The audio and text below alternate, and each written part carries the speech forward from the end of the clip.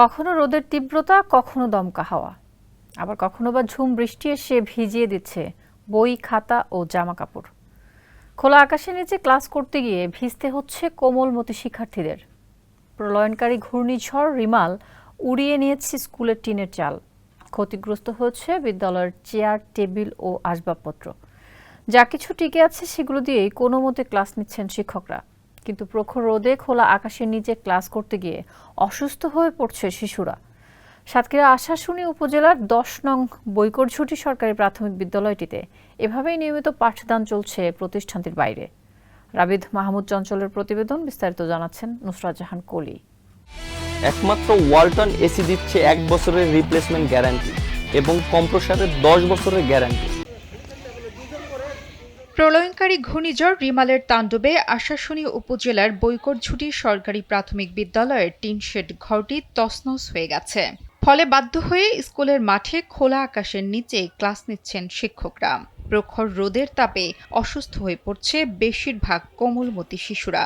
আবার হঠাৎ বৃষ্টি এলে বন্ধ রাখতে হচ্ছে ক্লাস। যদিও টিন শেডে প্রচন্ড গরমে বাচ্চারা অনেক কষ্ট পেত, তারপরে একটা ছাউনি থাকার ফলে আমরা ক্লাসটা চালিয়ে নিতে সক্ষম হতাম।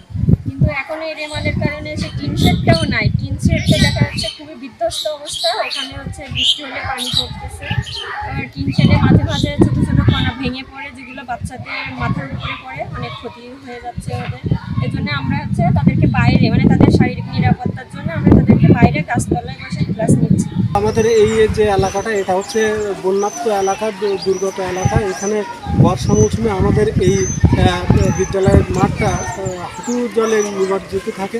সেখানে বাচ্চারা যে কোনো সময় এই বৃষ্টির মৌসুমে ডুবে একটা অঘটন ঘটারও সম্ভাবনা থেকে যায়। টিনশেড ঘরটিতে তৃতীয় শ্রেণীর শিক্ষার্থীদের ক্লাস পরিচালনা করা হতো।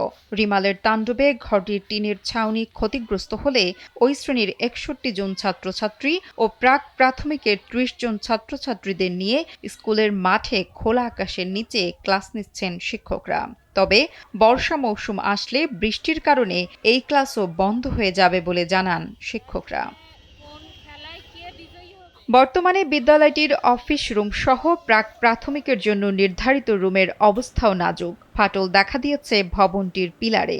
কোথাও কোথাও খসে পড়েছে ছাদের বিভিন্ন অংশের প্লাস্টার। ফলে যে কোনো সময় ঘটতে পারে বড় রকমের দুর্ঘটনা। শিক্ষার্থীদের নিরাপত্তা ও ক্লাসরুমের সংকট বিবেচনা করে ঊর্ধ্বতন কর্তৃপক্ষকে দ্রুত ব্যবস্থা নেওয়ার অনুরোধ করেন বিদ্যালয় পরিচালনা কমিটির সভাপতি মোহাম্মদ আব্দুল করিম। স্কুলের বাইরে খোলা আকাশের নিচে করতে হয়, আমাদের দাবি এখানে একটা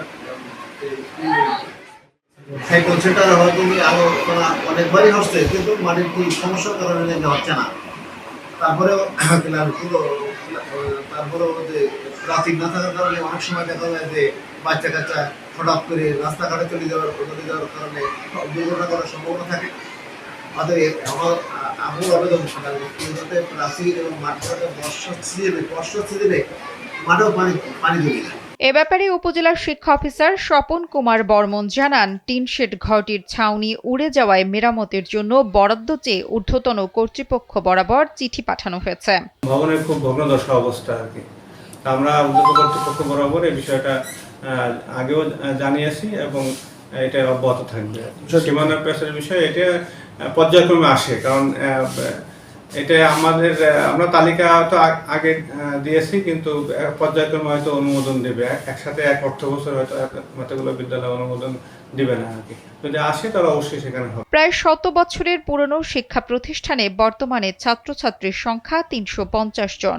বিদ্যালয়ের পুরাতন ভবনটি পরিত্যক্ত হওয়ায় এটি নিলামে বিক্রি হয় ২০২০ সালে।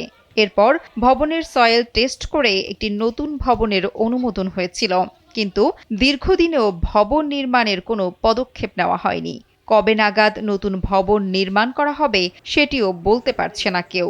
বিষয়টি নিয়ে প্রতিষ্ঠানটির শিক্ষক, পরিচালনা কমিটি ও অভিভাবকরা রয়েছেন দুশ্চিন্তায়। তাদের দাবি, অতি দ্রুত পুরাতন ভবনের জায়গায় নতুন একটি ভবন নির্মাণ করা হোক। নুসরাত জাহান কলি, কালবেলা।